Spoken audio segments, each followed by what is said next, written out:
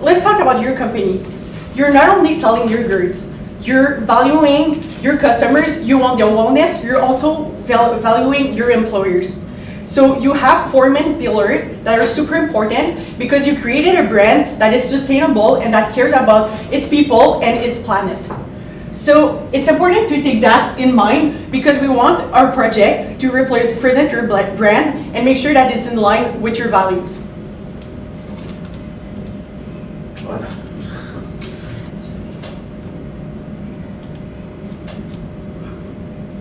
Sorry about that. No problem.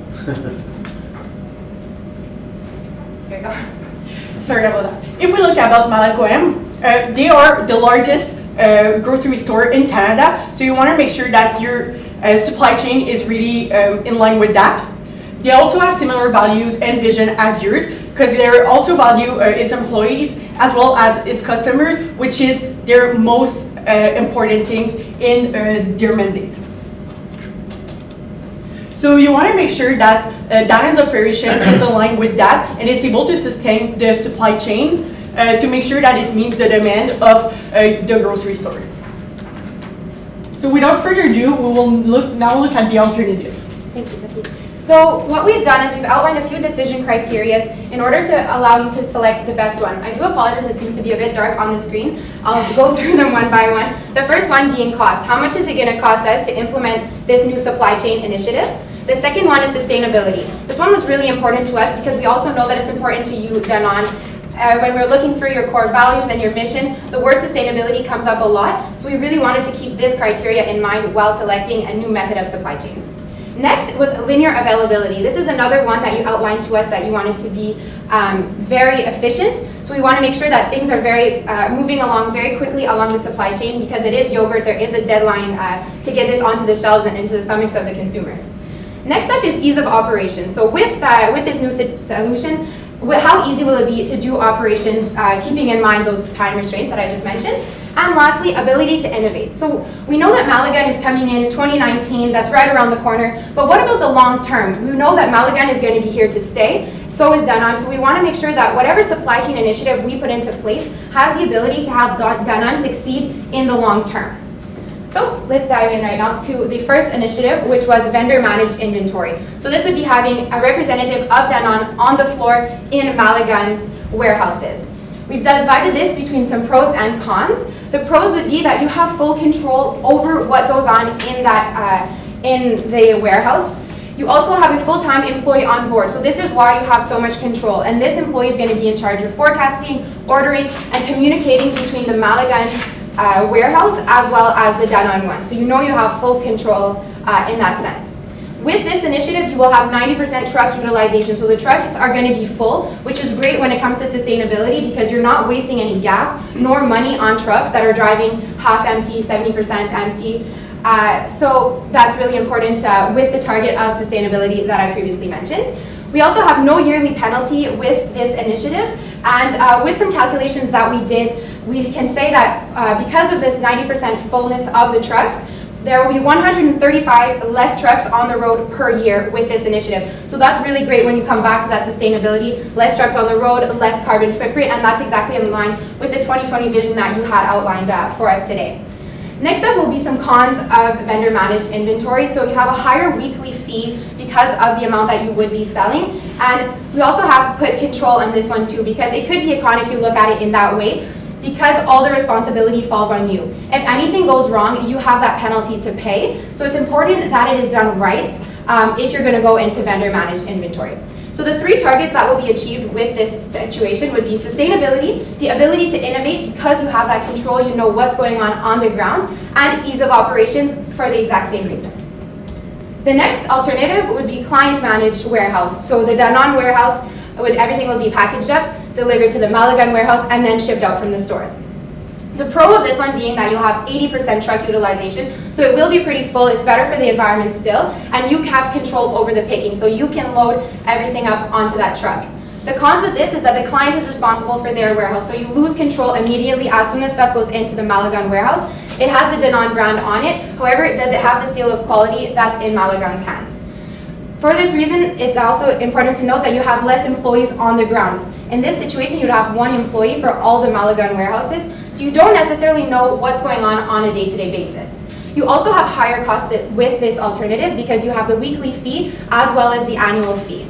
The targets that will be achieved in this one, and again, it's kind of hard to see on the board, I apologize. We put them in yellow because it's a medium for sustainability. It's not quite as good as vendor managed inventory. And we also have a yellow for ability to innovate because there are some ways you can play around with your innovation at the headquarters. However, it's simply not as strong as if you had an employee on the ground at every warehouse.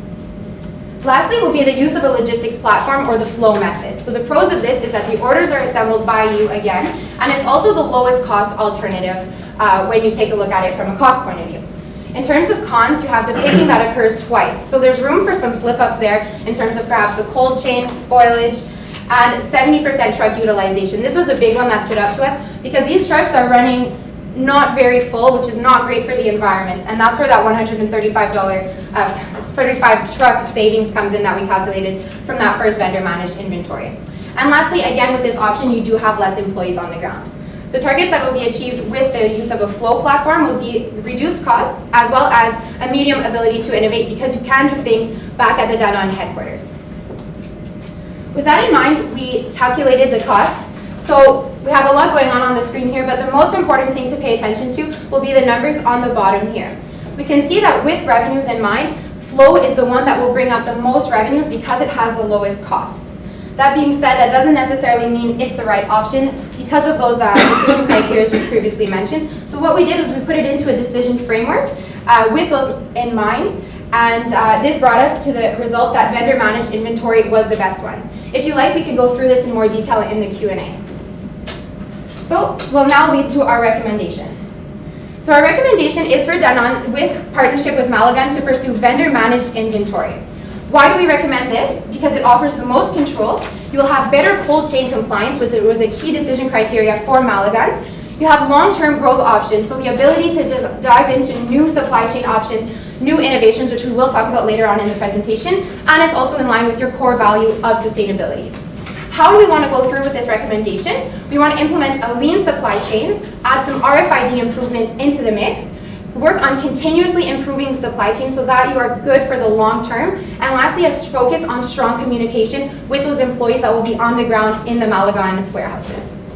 With that in mind, I'll leave it over to Chris to talk about more in detail our implementation plan. So I know when sometimes we say RFID, some people get scared because it's really usually a big expense for a company to go into those things. But as we know, Malagan has some worries about the cold features that you're bringing into their warehouses. So by having those active readers that are going to be in each pallet in your warehouses, you're going to be able to monitor not only the temperature, but difference in, let's say, the load where it is, how it works and everything, so you're able to get a lot of metrics coming from this. So we calculated the cost per unit, that means per pallet, at around $100,000 at $8 the pallet. So, and then for readers, it's going to be $2,000 per unit, and you're going to have 5 units because you're going to have units for your warehouse that is going to be managed by Malagan and for your warehouse in your headquarters. So those things are what's going to give us the base to improve the global supply chain of Danone and Malagan together. So how it's going to work, the RFID reader. First off, you're going to use your pickers at your Danone warehouse, where he's going to tag the pallets that are going to go to the Malagan warehouse. Then, with those readers, you're going to be able to see what's the temperature in this. Is it prone to be too hot, too low? What's going to happen with this? So that's really good for waste management. Then, the Danone's picker that is there for you, that's the warehouse manager, that is on Malagan warehouse, he's going to remove the tags once they're going to be shipped by Malagan to their grocery stores. So you can reuse them because this is sensors that you can reuse, not like passive tags that are normally used in RFID. Also, we propose a lean supply chain. I was watching a keynote a few days ago actually, and the warehouse manager was talking about the fact that good news is bad news when you're looking at metrics. Because if your employees are saying everything's going well, you don't have any space for improvement. When having all those metrics, you're able to see where it's taking longer. Is it some variance in your temperature? Is it some variance in your delays? And you're able to improve more and more your supply chain. So this is really the value you're going to go with this. So we want to go into employee training for the warehouse manager by going to the lean sustainability chain. And this is going to bring better sustainability, which is one of your core values. This is going to bring also an involvement from your employees. I know you really are into your employees, giving them the right resources so they can improve and help you out and bring new ideas. And also it's a cost reduction for the supply chain, as many studies have proven, and also research that has been done on this. So by going with VMI, you have more control, so you're able to improve those metrics that you're going to collect, and also reduce your cost of supply chain with Malgan in the future. So how are you going to convince Malgan to go with VMI? Because that was also one of your concerns and one of the questions in that case. Actually, you're doing refunds for the waste, so they're not the one that are taking the cost for this. That's for globally all the recommendations that were there, but this is a big thing for Malgan, so they're not taking as many risks as you in that case. Then you have an increased control of temperature. They were really scared about that cold chain, and by having that RFID tag, you're making sure that everything is good, and you're the one managing all of this. Then we're going to go deeper into how exactly we're going to do all of this in the future years until the launch. So first off, this is at a glance. So we're going to do a preparation phase from 2017 to 2018 to reach the launch phase in 2019. And finally, we're going to improve on the metrics we all gathered after this. So on the next slide, I'm going to go into the preparation phase, where we're going to first off pitch to our VMI to Malgan and make sure they buy into the idea. So they're with us on this, and they're going to give us the right control on everything in their warehouse there. Then we're going to have proper training for the warehouse manager. I'm going to go deeper into that later. And we'll increase Danon's production to reach what is needed in 2019 when the launch arrives. Then we will ensure that we have enough trucks to provide everything from the 2000 launch also. Then in the launch phase in 2018, we're going to implement that RFID thing towards our travels to the warehouse of Malgan. Then we're going to adjust our demand forecast regarding the results that Malgan gets, because we right now are at 2.5 million crates. It may change. We don't know the results that are exactly going to come from Malgan. And then we're going to have constant communication with our warehouse managers there, but also with our buyer, Malgan, that's going to give us some feedbacks of what's happening in the stores. Finally, the improve phase. This is where you're going to get the most feedback you can from your Malgan worker, because he's going to be able to give you ways maybe to stack things so it's quicker to get out of the warehouse, and you have less inventory in some cases regarding some metrics that you can look at and see that some stuff stay too long in your warehouse. Then you could look into voice to pick. I don't know exactly if that's in your warehouse or in the warehouse of Malgan, but that could help also with worker safety and also productivity when they go for picking. Then you keep going lean by all those metrics, as I said before, and you could also look into automated warehouse. I know Sobeys went to do that a few years ago, and it's actually going full blast in Ontario. Now I'm going to go deeper into the manager training, because this is really a core thing. He's going to go through an in-house training, of course, about everything that's going to happen with our products. Then he's going to go into 1-month training with McKinsey Co., where they have a fake warehouse when you can get proper training for lean techniques. So you get lean techniques, how to be optimized properly, all of those metrics, and interpret them. So this is, those techniques have shown results to lower the waste by 25% minimum. Actually, they say up to 35%. Of course, it's a seller's pitch, but 25% is kind of, I would say, conservative. So that would give us, actually with VMI, a saving of $500,000 from the refunds we're giving to Malgan. Then I'm going to do a small ROI here with the training at $600,000. This is the next estimation. They don't put the number on the website, but our RFID is also $110 for the tax and the readers, and this amounts to $656,000 reduction in cost and waste, and this brings us to our ROI of around 1.77 in 3 years after the launch. So now I'm going to pass it down to Sophie to go into more of your core values and how VMI is working towards that. Thank you, Christophe. So Since in your core values, you really value your employees, your customers, as well as the environment, we believe that it's really important in the supply chain to incorporate that. So we divided that into between people and planet. So in terms of people, with change management, we want to make sure that you take care of your employees and you make sure that they're happy through that change. You also want to think about your customers, because with that supply chain, we will make sure that your product have the good temperature, so your customer will have healthy and fresh products. In terms of planet, we chose the alternative that is the most sustainable, so it will limit the amount of trucks that are going on the road, and it will be more sustainable for the planet. So in terms of the recommendation, it's also important, since we mentioned monitoring a lot in our presentation, that you know how to measure your success. So in terms, we provided you a couple of key performance indicators, and we can go more in depth about them in the Q&A section.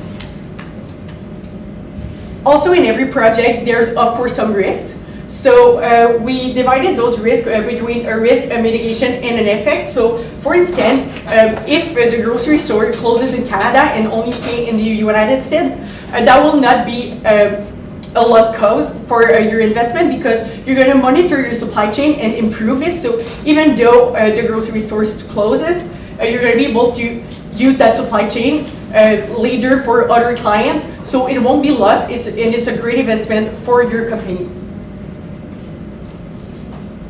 So in terms of your last minute request that we just received, you wanted, in terms of a business golf tournament, a recommendation about a rural network using small scale distribution.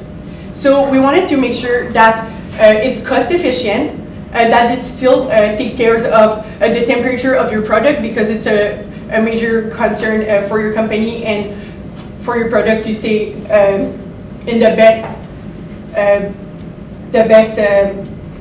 best taste as possible. So our solution will be to use a third-party logistic in order to test that recommendation, and we will recommend GOP-Équipe, since they're specialized in that and they're specialized with refrigerated product.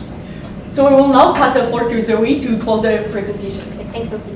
So if we go back to the mandate that we started with today, which was to recommend you the best possible alternative to go forward with the joint venture with Malaga. So we've outlined to you that vertically managed integration is the best way to go for Danone and GOP-Équipe.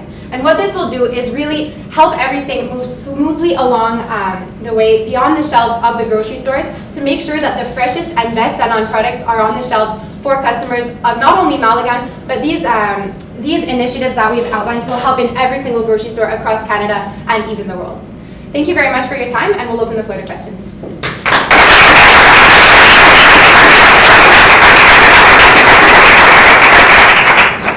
So you talk in your KPIs about linear availability, like shelf availability. You know that in the VMI model, this is the weakest link in our system. What should we do to maximize the linear availability in the VMI system?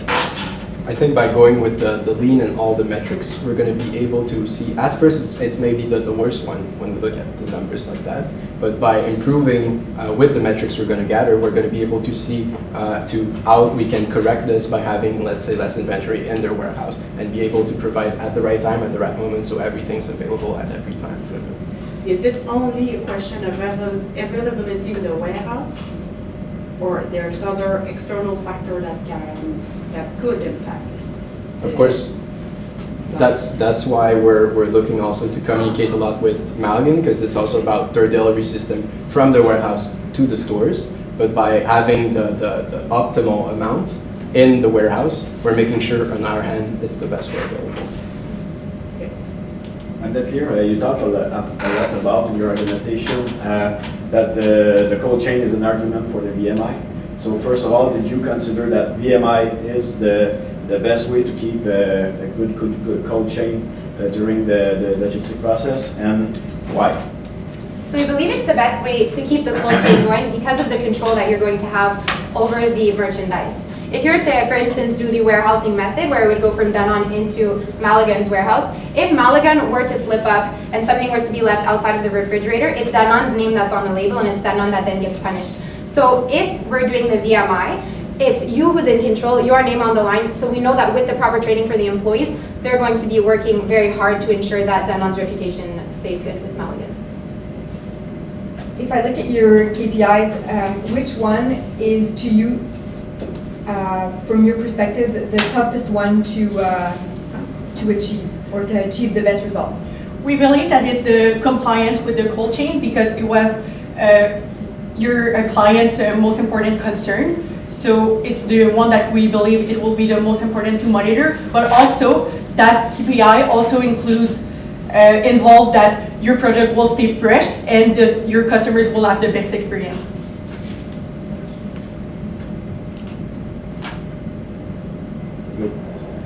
Thank you. Thanks. Thank you.